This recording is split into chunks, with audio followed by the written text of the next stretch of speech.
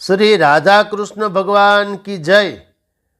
आज इस वीडियो में हम सुनेंगे संपूर्ण श्रीमद् देवी भागवत पुराण की कथा हिंदी में। ये श्रृंखला का ये 17वां प्रवचन, 5वां अध्याय। पिछले प्रवचन में हम लोगों ने देवी भागवत पुराण के महात्म्य के 5वें अध्याय के 13वें नंबर के श्लोक तक कथा सुनी। अब यहाँ से कथा आगे सुनेंगे। कथा सुनने से पहले वेद व्यास की आज्ञा।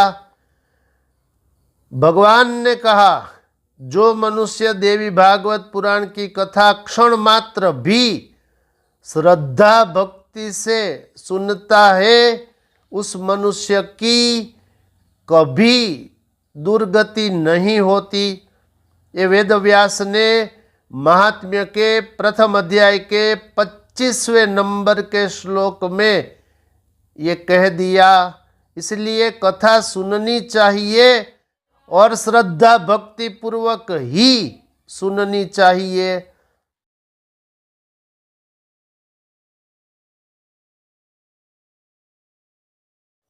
अस्तु, अब यहाँ से 5वां अध्याय 14वें नंबर का श्लोक से कथा प्रारंभ करेंगे। कथा सुनिए। देवी भागवत पुराण शास्त्र कहता है, जिन लोगों को पूरे 9 दिन तक कथा सुनने का अवकाश न मिले, वे जब भी समय मिले तब आ जाए।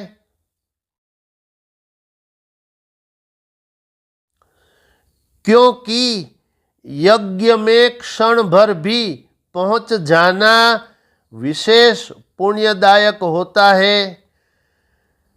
बड़ी नम्रता के साथ मनुष्यों को निमंत्रण देना चाहिए और आए हुए श्रोताओं के बैठने का भी यथा योग्य प्रबंध करना चाहिए। विस्तृत भूमि में कथा प्रवचन का सुंदर स्थान बनाना चाहिए। उस स्थान की सफाई कराकर गोबर से लिपवा देना चाहिए। केले के खंभों से सुशोभित और ध्वज पताकाओं से अलंकृत एक सुरम्य मंडप का निर्माण करना चाहिए और उसके ऊपर सुंदर चांदनी लगा देना चाहिए।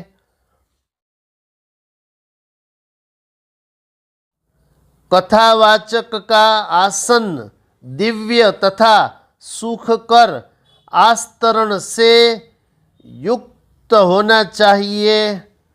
उसे प्रयत्न पूर्वक पूर्वाभिमुख अथवा उत्तराभिमुख रखना चाहिए। कथा श्रवण के लिए आने वाले पुरुष तथा स्त्री श्रोताओं के लिए भी यथा योग्य पृथक पृथक आसनों की व्यवस्था करनी चाहिए। वक्तृत्व संपन्न, संयमी, शास्त्र का जानने वाला, देवी की साधना में तत्पर, दयालु, लोभ रहित, दक्ष तथा धैर्यशाली कथावाचक उत्तम माना गया है। इसी प्रकार श्रोता भी ऐसा होना चाहिए जो ब्राह्मण सेवी, देव भक्त, कथा रस का पान करने वाला, उदार, लोभ रहित, विनम्र और हिंसा इत्यादि से रहित हो। पाखंडी, लोभी, स्त्री स्वभाव, कामी, धर्म का दिखावा मात्र करने वाला, निष्ठुर और क्रोधी वक्ता देवी भागवत के नवाह यज्ञ में श्रेष्ठ नहीं माना गया।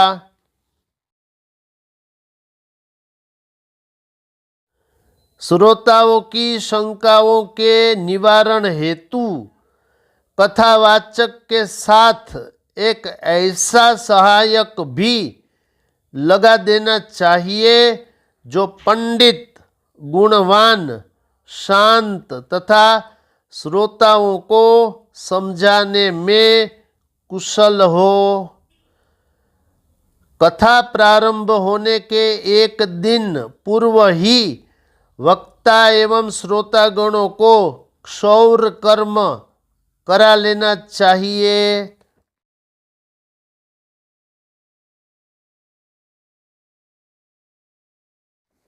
तत्पश्चात अन्य नियमों का भी पालन करना चाहिए।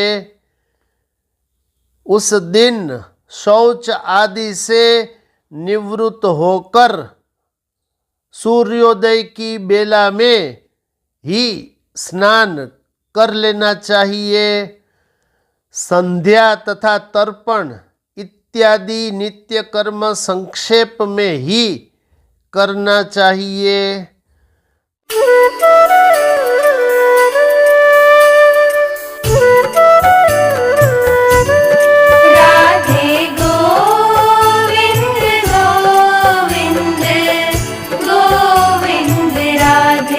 तत्पश्चात कथा श्रवण का अधिकारी बनने के लिए गाय का दान करे और सब विघ्नों को दूर करने वाले भगवान श्री गणेश का सर्वप्रथम पूजन करे। कलश स्थापन करके वहाँ 10 दिक्पालों, बटुक, क्षेत्रपाल, सब योगिनियों तथा मातृकाओं का भी पूजन करे। तुलसी, नवग्रह, भगवान विष्णु तथा भगवान शंकर का पूजन करके नवाक्षर मंत्र से माता जगदम्बा का पूजन करना चाहिए।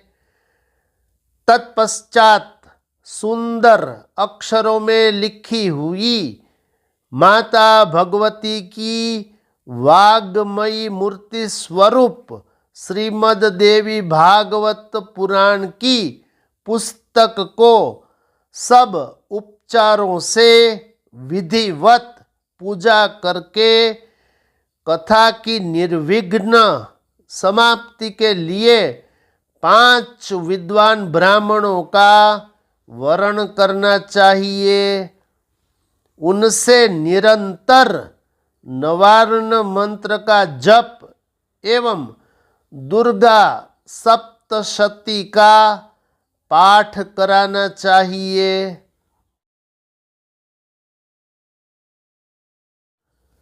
अंत में प्रदक्षिणा तथा नमस्कार के बाद इस प्रकार स्तुति करे।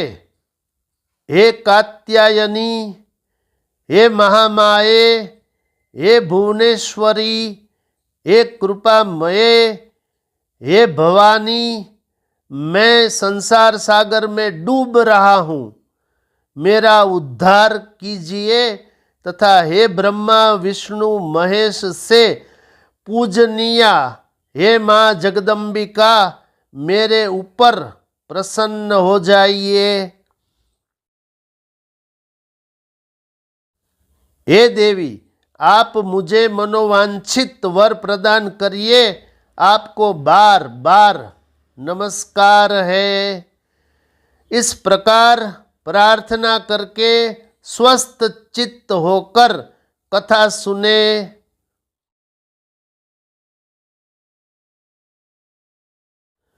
उस समय संयत चित्त होकर वक्ता को साक्षात वेद व्यास समझकर विधिवत उनकी पूजा करे और वस्त्र आभूषण तथा माला इत्यादि पहना कर उनसे प्रार्थना करे।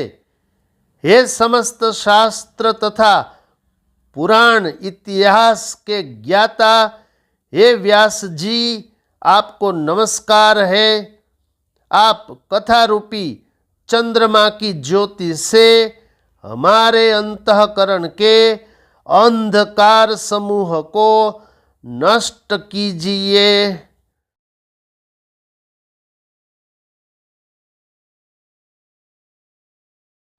अब इस अंक में ये कथा यहाँ तक, ये मैंने आपको श्रीमद् देवी भागवत पुराण के महात्म्य के 5वें अध्याय के 35वें नंबर के श्लोक तक कथा सुना दी।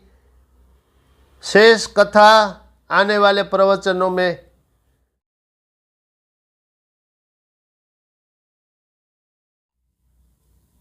ऐसे ही धर्मयुक्त वीडियो को देखने के लिए देखते रहिए मोरे श्याम चैनल।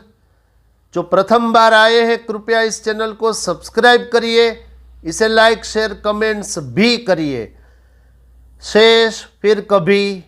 बोलिए श्री राधा कृष्ण भगवान की जय।